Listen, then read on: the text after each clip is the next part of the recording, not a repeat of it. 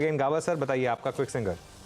Good morning. Stock के quick single है मेरा आज Oberoi realty. I think realty pack अच्छा लग रहा है। 1449 पर ट्रेड कर रहा है। आज का लो है करीब 1430 का, वहां पर स्टॉप लगाना चाहिए 19 रुपए का।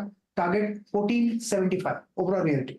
ओके, ओबेरॉय रियल्टी ये हो गई गाबा सर की पिक। शिवांगी जुड़ी हमारे साथ। Shivangi good morning. शिवांगी आपकी ट्रेड। जी गुड मॉर्निंग। ट्रेड के लिहाज से KEI पे नज़र है। स्टॉक जो है वापस एक कंसोलिडेशन के बाद फ्रेश लेवल रैली के लिए तैयारी कर रहा है। RSI पॉजिटिव डाइवर्जेंस दिखाते हुए दिख रहा है। वीकली फ्रेम में हम एक नैरो रेंज फॉर्मेशन देख रहे हैं और कुल मिला के पॉजिटिव यहाँ पे जो है टर्नआउट देखने को मिल रहा है। तो टेक्निकली काफ़ी पॉजिटिव है एंड 4080 के इमीडिएट टारगेट्स बनते हुए दिख रहे हैं। खरीदारी की सलाह है इस टारगेट्स के लिए 3845 के एक स्टॉप के साथ। ओके, के इंडस्ट्रीज़ मेरे ख्याल से आखिरी बार भी जब आप आई थी शिवांगी, आपने इसी स्टॉक को पे बाय कॉल दी थी। 3929 का बाय प्राइस है यहाँ पे। मानस आपका ट्रेड क्या रहेगा? वीरेन जी, मेरा ट्रेड डीएलएफ पे रहेगा। डीएलएफ ने कल 50 डे मूविंग एवरेज को रीगेन कर लिया था। आज के पैटर्न को देख के लग रहा है कि स्टॉक अब अपने 20 डे मूविंग एवरेज को भी रीगेन कर लेगा। आई थिंक यहाँ से एक अच्छी खासी रैली बनती है। टारगेट आपके 910 रुपए के टारगेट रहेंगे। 910 के टारगेट के लिए आप खरीदारी करिए। 869 का आपको स्टॉप लॉस लगाना है। डीएलएफ में ये कैश लेवल्स हैं।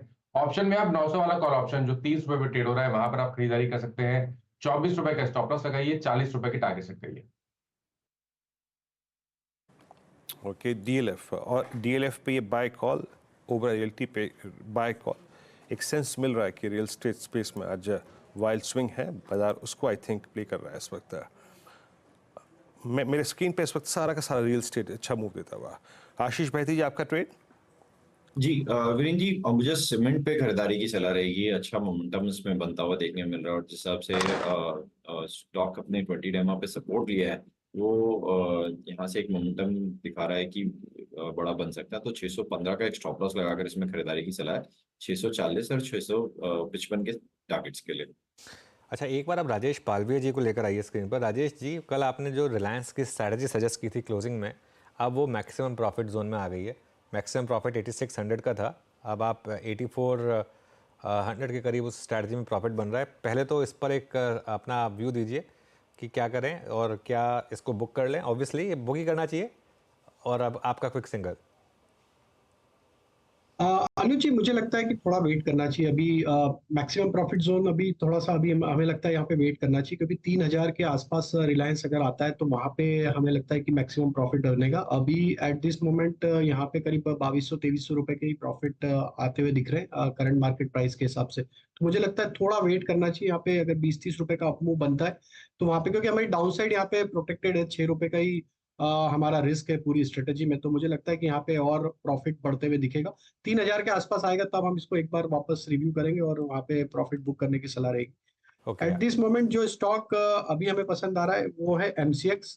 यहाँ पे एक अच्छा मोमेंटम ओपनिंग के बाद से बना है और हमें लगता है कि ये स्टॉक में जिस तरीके की बाइंग इंटरेस्ट ओपनिंग के बाद से बनी, यहाँ पे 4050 4060 की तरफ इसके टारगेट ड्यूरिंग द डे आते हुए दिख सकते हैं। स्टॉप लॉस जो रखना होगा वो करीब होगा 2958 के आसपास, 3958 के आसपास। ओके, ठीक है। तो MCX पर एक बाय कॉल। एक बार M&M फाइनेंस लेकर आइए अब इंट्राडे और ऑफ डेज लो।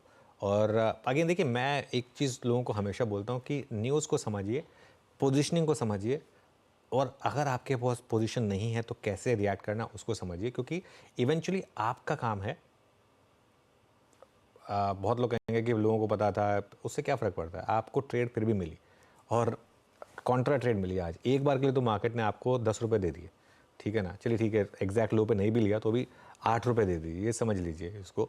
7-8 रुपये दे दिए एक FNO वाले स्टॉक में। काफ़ी इंटरेस्टिंग है। और ये आज का लो, अब आज का लो आप समझ लीजिए कि ये यहाँ पर एक बॉटम है। अगर ये आज का लो टूटेगा तो ठीक है, ऑब्वियसली फिर उसको रिविजिट करेंगे।